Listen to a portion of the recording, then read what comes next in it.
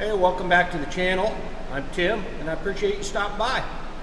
So today I got this 07 Avalanche. Came in, customer complaining of a service four-wheel drive message on the dash and the intermittent lack of four-wheel drive operation after the 4x has been engaged. So I brought the vehicle in and we connected the Solus Edge and we pulled the code C0378. C0378 is set when the transfer case control module recognizes that the selected position for the four-wheel drive operation does not match the sensed position of the front differential actuator. A couple things that can lead to this code being set. First off, the transfer case control module recognizes that the selected position of the switch does not line up with the actual position indicated of the front differential actuator. This can be caused by a problem with the actuator itself.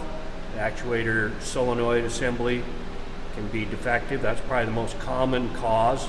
Secondarily, the connections at the actuator are a known problem issue. And also there is a technical service bulletin regarding this code in this complaint or symptom that has to deal with the reflash of the transfer case control module and the latest software for that.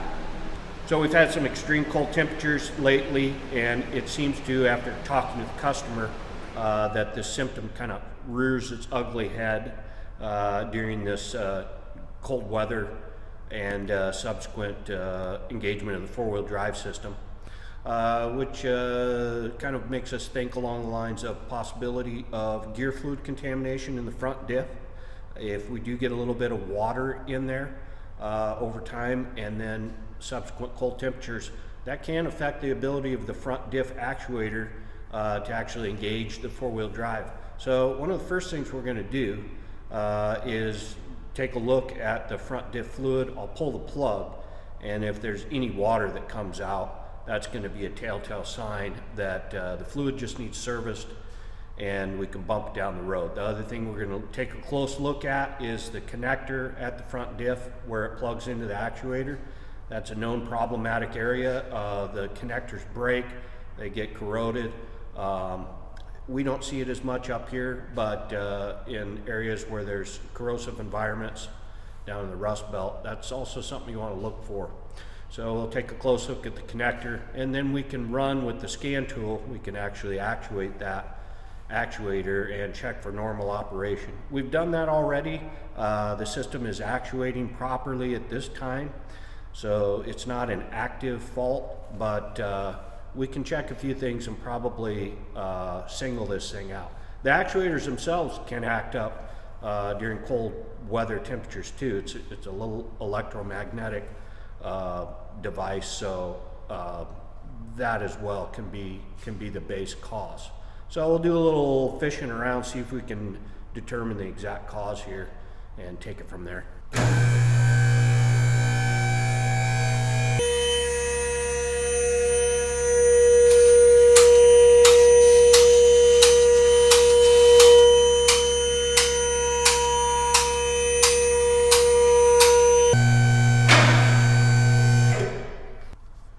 Okay, so first we'll just disconnect the actuator electrical connector, and we'll check inside there for any type of corrosion, loose contacts. You know, it looks real clean in this case. Just check our wires, sure we don't have any breaks in the wires. That all looks good. We'll go ahead and plug it back in at this point. Okay, I'm just going to remove the lower drain plug of the front differential.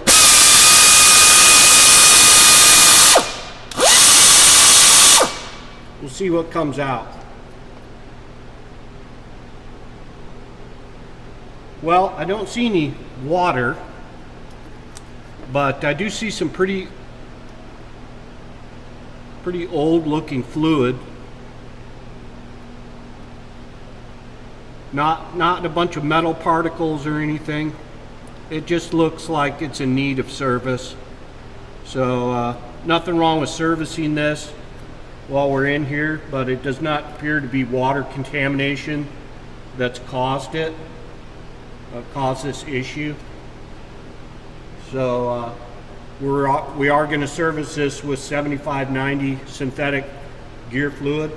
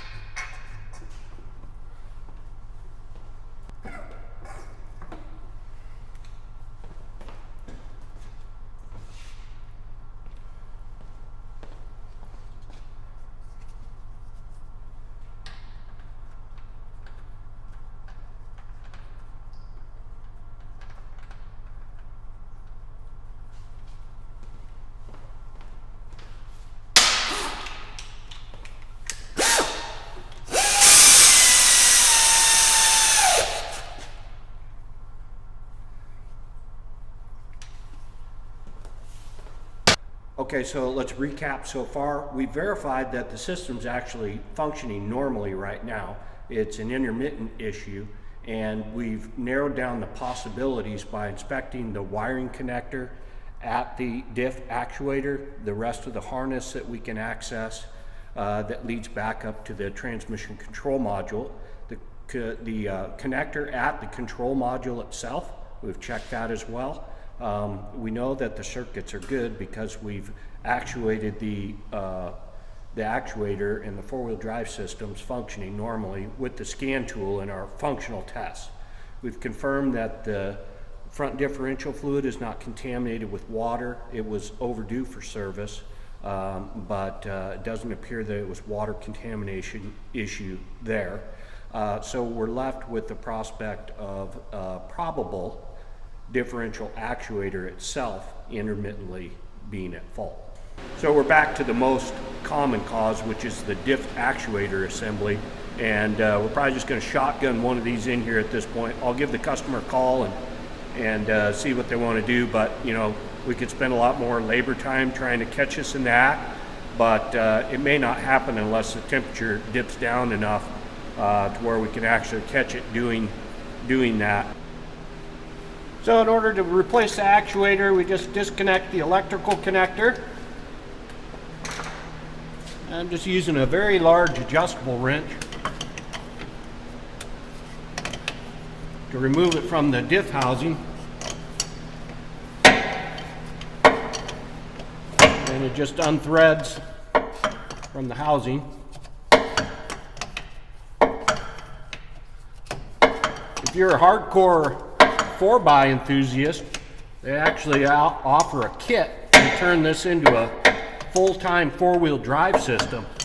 So if you were having electrical problems and you didn't want to mess around trying to figure it out, you can put the bypass kit in, which is just a plunger that threads in here and holds it in four-wheel drive all the time. I wouldn't suggest that though. It's going to cost you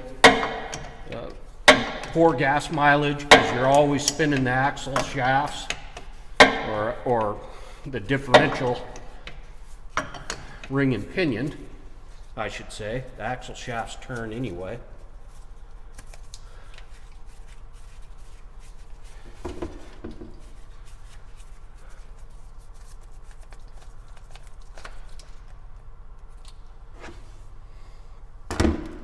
There we go. Just clean up that goo.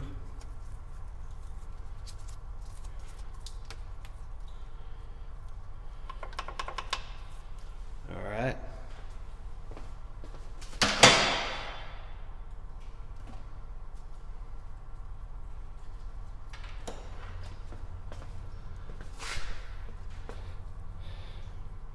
I'll just put a little RTV on these threads before I install the new actuator.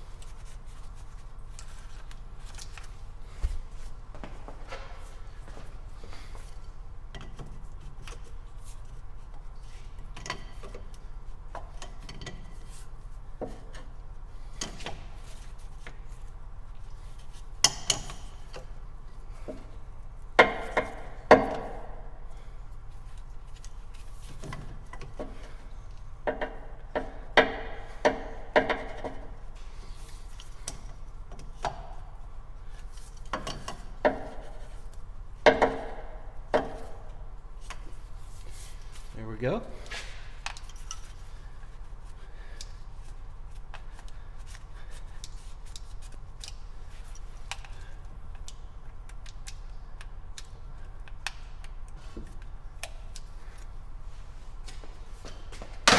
Just clean things up a little bit.